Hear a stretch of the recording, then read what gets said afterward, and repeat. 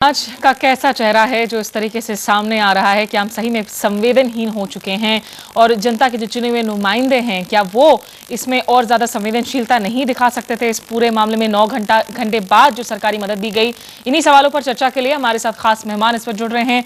दिल्ली से हमारे साथ हैं बीजेपी नेता सुधांशु मित्तल, पटना से हमारे साथ है आरजेडी नेता शक्ति सिंह और जेडीयू के राजीव रंजन भी हमारे साथ जुड़ चुके हैं। सबसे पहले सुधांशु जी, अगर मैं आपकी प्रतिक्रिया जान सकूं कि जो तस्वीरें आपने देखी, जिस स्टोरी के बारे में आपने सुना, उस पर आपकी प्रतिक्रिया पहले। स्मिता जी, बहुत दर्द हुआ, बहुत दुख हुआ। इस घटना ने वाकई हम सबको शर्मसार कर दिया। मैं इसमें राजनीति नहीं करूंगा। मेरे को बहुत सुविधाजनक रहेगा कहीं कह दूं कि ये सरकार निकम्मी है वगैरह वगैरह, लेकिन मैं नहीं कहना चाहता, क्योंकि ये घटना ऐसी है जिसने पूरी मानवता को, जिसने पूरी राजनीतिक व्यवस्था को जो है शर्मसार करा है। 9 घंटे तक एक राजधानी में एक मृत, उसके कफन के लिए अगर चंदा नहीं इकट्ठा हो सके तो शायद हम लोगों को अपनी आत्मा, अंतरात्मा में झांक के देखना पड़ेगा कि क्या क्या व्यवस्था हो गई है। मेरा सिर्फ एक निवेदन रहेगा कि प्रशासनिक तौर पे इसमें जो अधिकारी जिनका कि ये उत्तरदायित्व हो सकता था और जिन्होंने अपना उत्तरदायित्व नहीं बनाया, उनके खिलाफ कार्रवाई होनी चाहिए। इसमें राजनीतिक व्यवस्था का प्रश्न नहीं है, इसमें जो है प्रशासनिक व्यवस्था का प्रश्न है हो। लेकिन ये वाकई बहुत, और ये किसी एक राजधानी का नहीं है, ये हमारी मानसिकता का प्रतिबिंब है। लोग देख रहे हैं, उनमें इतनी संवेदनशीलता नहीं बची है। लेकिन अगर एक मृत उनको दिख रहा है, बहुत दुख हुआ। मैं तो मैंने कहा मैं राजनीति नहीं करूंगा, इसने हम सबको शर्मसार करा और हमें। लेकिन सुधांशु जी, आपसे दूसरे पैनलिस्ट के पास जाने के पहले जानना चाहूंगी कि क्या जब हम प्रशासनिक व्यवस्था को कटघरे में खड़ा करते हैं, उनको जो ऑर्डर्स मिलते हैं या जिस तरीके से प्रशासनिक व्यवस्था काम करता है, वो काफी हद तक उसकी डोर जो है वो हमारे राजनेताओं के हाथों में भी तो होती है ना? नहीं, देखिए इसमें क्या होता है कि राजनेता के हाथ में यह है कि जब उसने ये कमी देखी है तो उसमें अगर वो प्रशासनिक कार्रवाई नहीं करे तब उसकी गलती होगी। क्योंकि सड़क पे जो चीज हो रही है उस पे कार्रवाई करने का जिम्मा जो है वो प्रशासनिक अधिकारी का होता है। मैं फिर आपसे कह रहा हूं, मैं राजनीति करना चाहूं कर सकता हूं, बहुत कुछ दोषारोपण कर सकता हूं, लेकिन नहीं करूंगा, क्योंकि ये एक बड़ा संवेदनशील विषय है और इसको गंभीरता से सोचना चाहिए कि क्या मानवता खत्म हो गई है, और इसमें समाज को भी कटघरे में खड़ा करना चाहिए। बिल्कुल, पटना के लोगों को भी कटघरे में खड़ा करना चाहिए। ये क्या तरीका है? आप लोगों में बिल्कुल इंसानियत नहीं बची क्या? 9 घंटे तक एक लाश, और इतने राजधानी में पड़ी रहे, कफन के लिए इंतजार होता रहे उसका। बहुत बहुत बहुत दुख है, बहुत हम सब शर्मसार हैं। राजीव रंजन जी, आप क्या कहेंगे? सुधांशु जी जिस तरीके से कह रहे हैं कि प्रशासनिक व्यवस्था में जिन्होंने सबसे ज्यादा खामियां की, अगर ये खबर टीवी पर नहीं दिखाई जाती तो 9 घंटे बाद जो सरकारी मदद मिली, शायद वो 9 घंटे बाद भी नहीं मिलती। नहीं, मैं एक बात जरूर कहना चाहूँगा, ये रोंगटे खड़े करने वाली घटना है और निश्चित तौर पर ऐसी घटनाओं से मानवता शर्मसार होती है। लेकिन मैं एक बात कहना चाहूँगा, इन सवालों को लेकर सरकार ने जिन योजनाओं का सूत्रपात किया है, वो आज अपवाद के तौर पर ऐसी घटनाएं जरूर सामने आई हैं, लेकिन हमारी योजनाएं सक्षम हैं ऐसे मामले जब भी आएंगे उनके साथ न्याय हो, उनके आश्रितों के साथ न्याय हो। और इसीलिए मैं आपको कहूंगा किस तरह की योजना का जिक्र कर रहे हैं आप? को जैसे ही इसकी जानकारी मिली, राजीव जी थोड़ा सा ठोस रूप में बताएं किस तरह की योजना है? एक योजना का लाभ मिला। स्मिता जी, मैं बस केवल आपको 30 सेकंड में मैं कुछ बात बता देना चाहता हूं। जी जी। सरकार ने उनको सक्षम सोसाइटी के जरिए उनके पुनर्वास का भी इंतजाम किया है, और साथ ही साथ जो एक असंगठित क्षेत्र के कामगारों और शिल्पकारों के लिए एक योजना है, उसके तहत जो ऐसे मामलों में मृत्यु होती है वो भी प्रक्रियाधीन है और कल वो राशि भी उनको मिल जाएगी। कबीर अंत्येष्टि योजना भी स्वीकृत की जा चुकी है। लेकिन मैं ये जरूर कहना चाहूंगा कि डिलीवरी मैकेनिज्म में अगर कहीं सिस्टम में अगर कहीं कोई सुराख है तो उसको बेहतर करने के लिए प्रशासन को बराबर सजग रहने की जरूरत है। और ऐसी घटनाओं के जरिए हम इसको ये मानते हैं कि हम अपनी कमियों को सुधारने का एक अवसर भी है कि बाकी कोई व्यक्ति के साथ ऐसी घटना की पुनरावृत्ति नहीं हो। लेकिन अब ये जरूर हम आश्वस्त करने की स्थिति में है अपनी सरकार की ओर से कि उनके पीड़ित के आश्रितों को जो कुछ भी सरकार की योजनाओं का लाभ मिलना है वो शुरू हो गया है, और कल तक बहुत सारी चीजें उनकी और भी स्पष्ट हो जाएगी। चलिए, ये कम से कम जो है ये निश्चित रूप से सराहनीय है अगर ऐसा होता है जैसा आप कह रहे हैं। लेकिन शक्ति सिंह जी, अंग्रेजी में कहते हैं कि आपको वो सरकार नहीं मिलती है जो सरकार आप चाहते हैं, बल्कि you get the government that you deserve. क्या ये मानेंगे कि यहाँ पर चूंकि लोग संवेदनहीन हो गए हैं, इसलिए प्रशासन को भी या सरकारों को भी लगता है कि अगर हम संवेदनशीलता ना भी दिखाएं तो कोई फर्क नहीं पड़ता? नहीं, घटना तो कहीं न कहीं निश्चित तौर पर एक सबक है। जिस तरह की घटना घटी है, निश्चित तौर पर एक कलंकित करने वाली घटना है। ये जो मृतक थे, जिस तरह से उन्होंने किया है, तो निश्चित तौर पर सरकार के संज्ञान में आने के बाद अभी जो हमारे बोल रहे हैं माननीय मित्तल साहब, वो जो कंस्टिट्यूंसी है उनकी भी जिम्मेदारी है। वहाँ के जो एमएलए हैं नितिन नवीन जी, वो बगल में घर है और वहीं पर के रहने वाले हैं। लेकिन निश्चित तौर पर जो होना चाहिए मानवता के दृष्टिकोण से जो कमी आई है, इसके लिए जो है मैं कहता हूँ कि गलत हुआ है। लेकिन सरकार के संज्ञान में आने के बाद सरकार ने एक कारगर कदम उठाया है और उन तक जो है एक तत्काल प्रभाव से 20,000 रुपये की उन्होंने घोषणा की है। लेकिन ये पुनर्वृत्ति ना हो, ये जो है कलंक करने वाली घटना पुनर्वृत्ति पुनः नहीं हो, इस पर निश्चित तौर पर सरकार को और समाज को सामाजिक रूप से आपके अंदर चेतना होना चाहिए समाज में कि इस तरह की अगर कोई बातें होती है, कोई गरीब अगर लाचार गरीब है और उसका अगर निधन होता है तो कहीं जाकर के वो चंदा न मांगे, लोग जो है सामाजिक रूप से इसको जो है अपने कंधों पर उठाने की कोशिश करनी चाहिए। और मित्तल साहब ने जो बातें कही बड़ी नहीं राजनीति की बात उन्होंने कर दी, कहा कि मैं राजनीति नहीं करता हूँ, कलंकित करने वाली बात। अरे राजनीति तो आप देख रहे हैं कि आज दिल्ली में जिस तरह से देश कलंकित हो रहा है और जो आम आदमी पार्टी ने जिस तरह से आप सीडी खड़ा किया है, जिस तरह से खरीद फरोख्त हो रहा है, यह भी एक कलंकित है लोकतंत्र। शक्ति सिंह जी माफ कीजिएगा, हम इस वक्त एक बहुत ही दूसरे मुद्दे पर बातचीत कर रहे हैं। जो आपकी स्टिंग है उस पर हम नहीं, मैं इस मुद्दे पर जानना चाहूंगी दोनों से ही। राजीव रंजन जी, क्या आपकी वहां पर सरकार है, क्या वो प्रशासन में जो खामियां जिन अधिकारियों की वजह से रही, आगे आप सुधारेंगे अलग बात है, लेकिन क्या जिन लोग को आप गुनहगार मानते हैं या जिनसे खामियां हुई, क्या उनको आप कटघरे में खड़ा करेंगे? और साथ ही साथ सुधांशु मित्तल जी, क्या उस इलाके के विधायक से भी सवाल पूछे जाएंगे? पहले अगर मैं राजीव रंजन जी से जान सकूं। देखिए स्मिता जी, मैं एक बात जो आपको कहना चाहूंगा, पटना के डिस्ट्रिक्ट मैजिस्ट्रेट ने इसकी सीधी निगरानी की है और जैसे ही यह घटना संज्ञान में आया, वो एक बैठक में थे। कश्मीर के बाढ़ पीड़ितों के लिए बिहार सरकार ने जो घोषणा की है वो सामग्री को भिजवाने की तैयारी हो रही थी और जैसे ही जानकारी मिली, तुरंत उन्होंने पंचायती राज पदाधिकारी और उस इलाके के प्रखंड विकास पदाधिकारी को वहां ऑन स्पॉट भेजा है और सारी योजनाओं की स्वीकृति तुरंत हुई है और उनको राशि भी तुरंत दी गई और साथ ही साथ उनके पुनर्वास का प्रबंध कराकर उन्हें आवासित कर दिया गया है। राजीव जी, मैं थोड़ा डिसएग्री करूंगी क्योंकि 9 घंटे तक ये तस्वीरें टीवी पर दिखाई गई थी, उसके बाद के साथ दूर करके सभी चीजें। राजीव जी, थोड़ा डिसएग्री कर रही हूँ। 9 घंटे तक क्या वो बैठक में थे? 9 घंटे तक टेलीविजन पर इन तस्वीरों को दिखाने की जरूरत पड़ी? 9 घंटा बहुत लंबा वक्त होता है और राजधानी की हम बात कर रहे हैं। इसके पहले क्यों नहीं ये खबर पहुंची उन तक? 9 घंटे का वक्त क्यों लग गया?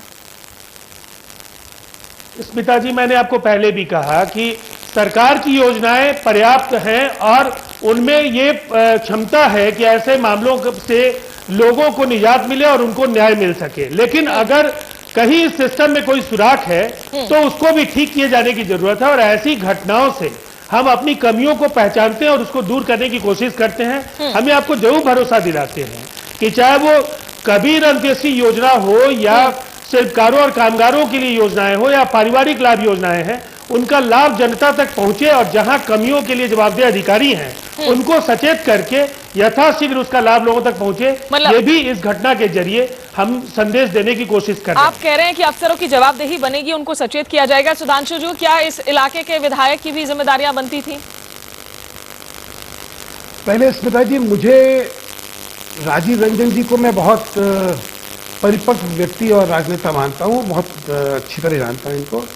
मुझे उनकी प्रतिक्रिया अच्छी नहीं लगी।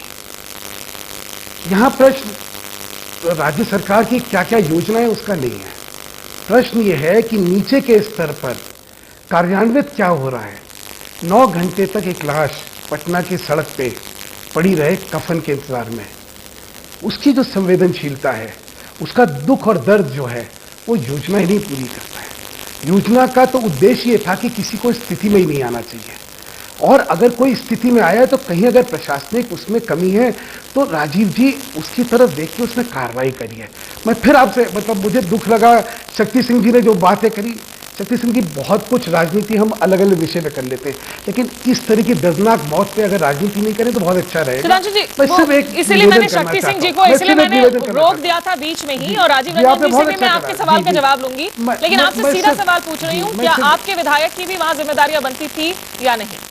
नहीं, मैंने कहा ना, इसमें उनके पास जानकारी थी, पहुंची नहीं थी, वो है नहीं है, ये तथ्य मुझे नहीं पता। और देखिए, मैं एक चीज जानता हूं कि राजनीतिक व्यक्ति, जितना मुझे राजनीतिक चरित्र, चाहे किसी भी संगठन का राजनीतिक व्यक्ति होगा, राजनीतिक व्यक्ति को इस चीज की सूचना अगर होगी तो वो कभी भी नजरअंदाज नहीं करेगा, खासतौर से चुनाव प्रतिनिधि कभी नहीं करेगा। बहुत मैंने राजनीतिक चरित्र देखा है, ये नहीं होता है। इसमें जो है, इसमें प्रशासनिक स्तर पर जो कार्यपालिका है उनकी कमी रहती है, उनमें संवेदनशीलता जो है वो कम हो चुकी है। उनमें संवेदनशीलता का एहसास बड़ा करना बहुत जरूरी है। इसलिए मैं कह रहा हूं, और मैंने कहा मैं दोषारोपण इसमें बिल्कुल नहीं करना चाहता। मैं तो ये घटना जो आपने दिखाई, मैं आपको बधाई देना चाहता हूं कि आपने एक बार सबकी आत्मा झंझोड़ी है, आपने आत्मा झंझोड़ी है कि ये मानवता के स्तर पर क्या हम कुछ करेंगे या नहीं करेंगे। बिल्कुल सर, इस पर इनफैक्ट मैं लोगों की भी, समाज की जो जवाबदेही है उस पर भी हम सवाल खड़े करेंगे, लेकिन पहले राजीव रंजन जी अगर आप बता सके, जो सुधांशु जी कह रहे हैं कि आखिर सिर्फ योजनाएं होने से तो नहीं होती, उनका क्रियान्वयन भी तो करना होता है जमीनी स्तर पर। देखिए स्मिता जी, मैंने पहले सेगमेंट में ही आपको कहा कि यह घटना एक दर्दनाक घटना है और इससे हम सब स्तब्ध हैं। केवल आहत कहने होने से ये नहीं शब्द काफी होगा, हम सब स्तब्ध हैं कि शहर में ऐसी घटना भी हो सकती है। निश्चित तौर पर मैंने ये कहा कि ये अपवाद के तौर पर ऐसी घटनाएं जब होती हैं तो हम अपनी कमियों को पहचानने का इसको एक अवसर भी मानते हैं और इसके जरिए भविष्य में ऐसे घटनाओं की पुनरावृत्ति नहीं हो, इसके लिए अधिकारियों को भी सजेस्ट किया गया है। जिन अधिकारियों ने बेहतर काम किया उसका मैंने जिक्र किया, लेकिन जिन्होंने जो कमियां, जिनके स्तर पर ये सिस्टम की सुराग सामने आई है, उनके लिए भी यह कहीं ना कहीं एक चेतावनी है कि ऐसी गलतियों की पुनरावृत्ति नहीं होनी चाहिए। लेकिन मैं एक बात जो कहना चाहूंगा, उन्होंने बहुत ही जिस साफगोई से उन्होंने सिस्टम के कमियों को उभारने की कोशिश की, वही वो अपनी पार्टी के एक एमएलए के सवाल पर पूरी तरह से राजनीति करते दिखे। अगर जनप्रतिनिधि और अधिकारियों की जवाबदेही नहीं बनती है, ऐसी घटनाओं में जनप्रतिनिधियों को पूरी तरह से यह कह दिया जाए कि उनको जानकारी नहीं थी, तो मैं समझता हूं यह शर्मनाक है। ऐसे सवाल पर सुधांशु मित्तल जी को अपनी पार्टी और अपने जनप्रतिनिधि की ओर से निश्चित तौर पर माफी मांगनी चाहिए कि उनकी भूमिका को भी सवालों के घेरे में लाया जाना चाहिए और पार्टी उनसे स्पष्टीकरण पूछे कि राजधानी के जनप्रतिनिधि हैं और उनके निर्वाचन क्षेत्र में एक व्यक्ति की मौत के बाद अगर कफन मैसर नहीं हो रहा था तो अधिकारियों पर चाबुक चलाने का काम भी जनप्रतिनिधि का होता है। इस काम को उन्होंने बखूबी अंजाम क्यों नहीं दिया? चलिए इस पर मैं सुधांशु जी के पास वापस जाने के पहले, लेकिन शक्ति सिंह जी आपसे भी जानना चाहूंगी। मुख्यमंत्री सबसे बड़े जनप्रतिनिधि हैं, मुख्यमंत्री सबसे बड़े जनप्रतिनिधि हैं। मुझे नहीं लगता था कि राजीव रंजन जी फिर यही हल्कापना करेंगे। पहले सुनना चाहते हैं जो प्राथमिक तौर पर जो स्थिति बनती है उस इलाके के एमएलए की जवाबदेही बनती है। जवाबदेहियों को तय करने के चक्कर में इस बड़े मसले राजनीति की घेट मत चढ़ाइए। हम सब आहत हैं और ऐसी घटनाओं की पुनरावृत्ति नहीं हो, इसको राजनीति के नजरिए से नहीं देख करके मैं आप सबसे विनम्र निवेदन कर रही हूँ, इस तरह के टॉपिक पर हमें ऐसे तूतू मैं करता हुआ नहीं दिखना चाहिए। शक्ति सिंह जी मैं आपसे, शक्ति सिंह जी एक मिनट, सुधांशु जी आपके पास आऊंगी मैं। शक्ति सिंह जी मैं आपसे ये जानना चाह रही हूँ कि आप इस बात से इत्तेफाक रखेंगे कि हमारा जो राजनीतिक प्रतिनिधित्व करने वाला जो तमाम लोग हैं, मैं किसी एक पार्टी की आप बात नहीं कर रही हूँ, क्या वो सही में इतने संवेदनशील है कि ऐसी कोई जानकारी मिलने के साथ ही तुरंत कार्रवाई करते हैं, या फिर वो सिर्फ कहने की बात है, वो नजर नहीं आता? आज की तारीख में हमारे जो नुमाइंदे हैं वो भी संवेदनहीन हैं। नहीं, इस घटना ने तो निश्चित तौर पर मानव को कलंकित किया है, शर्मसार किया है। और यह भी मैं कहना चाहता हूं कि इसमें जिनका जहां चूक है, सरकार को निश्चित तौर पर इस पर फौरन कार्रवाई भी करनी चाहिए और पुनरावृत्ति न हो, भविष्य में कई कलंकित न हो समाज। इसकी पूरी तरह से सरकार को आने वाले दिनों के लिए चुस्त और दुरुस्त प्रशासन भी होना चाहिए। लेकिन एक बात मैं कहना चाहता हूं, राजनीति नहीं होनी चाहिए इसमें, कहीं से भी नहीं। लेकिन मित्तल साहब ने कहा जब भारतीय जनता पार्टी के एमएलए छोटे सवालों पर राष्ट्रवाद की बात करते हैं, राष्ट्रवाद से ओतप्रोत की बात करते हैं, जहां एक मानव वो उनके कंसेंसिंग के अंदर आप 9 घंटे की बात कर रहे हैं कि 9 घंटे लग गए, तो 9 घंटे तक वहां लग गए। वहां के जो स्थानीय एमएलए हैं भारतीय जनता पार्टी के, उनकी जो जिम्मेवारी है वो जिम्मेवारी से मुक्त नहीं हो सकते।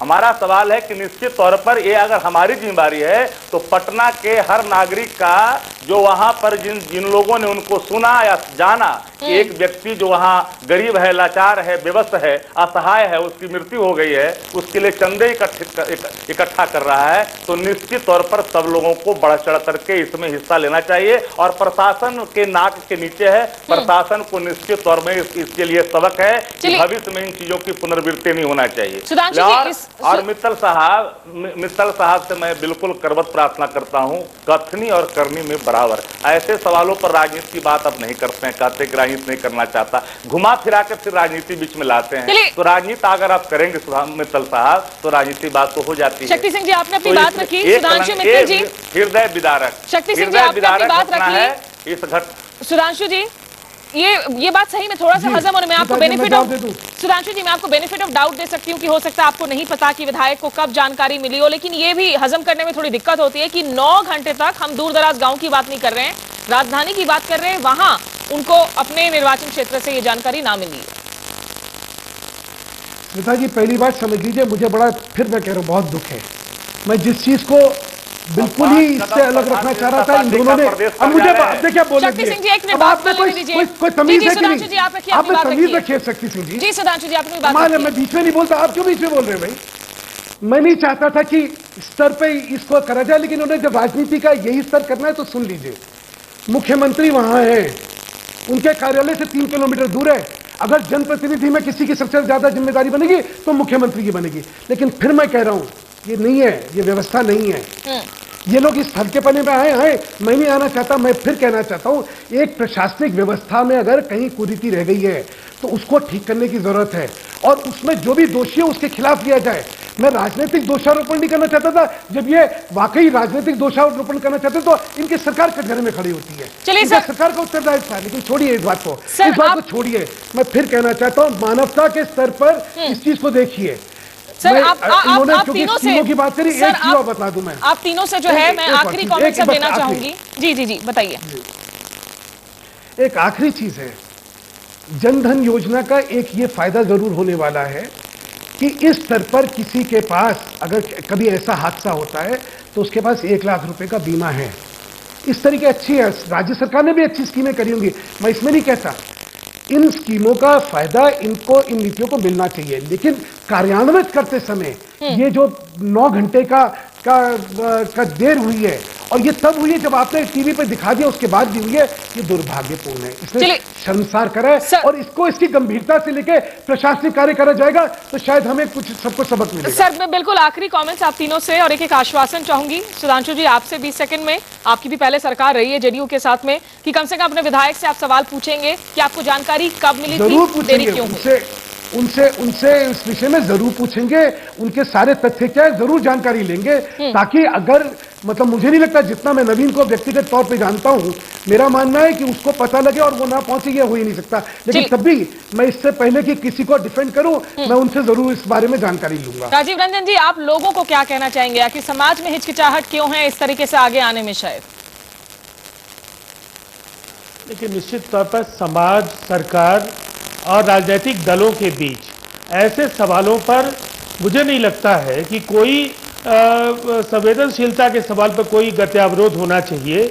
ये पूरे समन्वय के साथ सबको नजरिया बदलना होगा, और ऐसे मसलों में सरकार या लोग, अगर हम मिलकर के कोई प्रयास करते हैं और ऐसा कोई दूसरा कोई मंडल दोबारा नहीं दिखे जिसके साथ ऐसी वारदात हो, तो मुझे लगता है इस बहस की सबसे सार्थक जो आज जो एक बहस के जरिए एक सार्थक बात निकल करके आए, यही हो सकती है कि ऐसे मसलों पर हम राजनीति से ऊपर उन परिवारों को न्याय दिला सकें जिनके ऐसी घटनाएं। शक्ति सिंह जी क्या आप हमें आश्वासन देंगे, आरजेडी सत्ता में हो, प्रशासन में हो ना हो, आपके कार्यकर्ता भी होंगे, आपके पार्टी हेडक्वार्टर्स भी होंगे पटना में, एक इंसान के तौर पर लोग कम से कम आगे तो आ सकते हैं ना?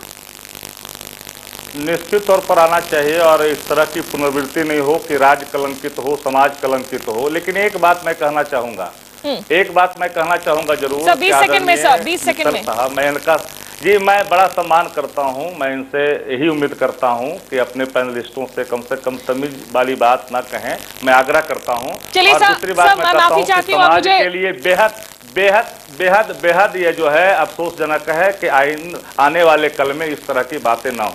बिल्कुल, ये अफसोसनाक बातें हैं, पुनरावृत्ति ना हो और तभी जाकर। सर माफी चाहती हूँ, मुझे ये कार्यक्रम यहाँ खत्म करना ही पड़ेगा। आप लोग हमारे साथ जुड़े, बहुत बहुत शुक्रिया आप तीनों का ही। और निश्चित रूप से एक सहमति है कि आप समाज में अगर ये संवेदनहीनता आज नजर आ रही है तो इसकी तुरंत जो है इसमें सुधार करने की जरूरत है, भले ही वो समाज क्यों ना हो, वो हमारे जनता के प्रतिनिधि क्यों ना हो। हम एक छोटे से ब्रेक के लिए यहाँ पर रुकेंगे और ब्रेक के पहले जो है हम आपको बता दें, हमने आपसे सवाल पूछा था SMS के जरिए कि क्या गरीब को कफन के लिए जो चंदा अगर करना पड़े तो क्या गरीब को इज्जत की मौत भी नसीब नहीं है। 80% लोगों ने हाँ में जवाब भेजा, जबकि 20% लोगों ने ना में जवाब भेजा है। वैसे जो लोग सरकार से कहीं ना कहीं हताश हैं, निराश हैं, उन्हें भी अपने गरीबान में झांक कर देखना होगा कि आखिर वो लोग मदद के लिए आगे किस हद तक आए थे और अगर नहीं आए थे तो ऐसा उन्होंने क्यों किया। ये था आज का प्रश्नकाल। बुधवार को एक नए मुद्दे के साथ फिर हाजिर होंगे, तब तक के लिए